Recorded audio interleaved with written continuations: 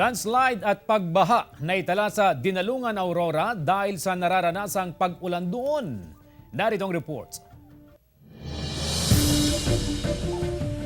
Binaha ang ilang bahagi ng bayan ng Dinalungan sa Aurora dahil sa mga nararanasang pag-ulan. Bukod sa National Highway ng Barangay Simbahan, hindi rin madaanan ang kalsada sa Barangay Palad at Zone 2 dahil sa biglang pagtaas ng tubig sa ilog. Binaha rin ang mga bahay sa NHA project sa Barangay Nipoo pero humupa rin agad. Nagka-landslide din sa bundok kung kaya't natabunan ang kalahating linya ng kalsada na nagpahirap sa mga motorista. Kaninang umaga inulan ang ilang bahagi ng Cagayan Valley Region, Cordillera at Aurora. Ngayong hapon, uulanin na ang iba pang panig ng bansa. Ayon sa Pag-asa, apektado ng shear line ang eastern section ng Southern Luzon, habang hanging amihan naman ang umiiral sa nalalabing bahagi ng Luzon. Nagpapaulan din sa ilang panig ng bansa ang craft o extension ng namataang LPA sa Indonesia, na maliit naman ang chance ng pumasok sa Philippine Area of Responsibility. Dahil sa amihan, maalon at delikado para sa maliliit na sasakyang pandagat ang pumalaot sa mga dagat na sakop ng Luzon. CJ Torida, 1 North Central Luzon.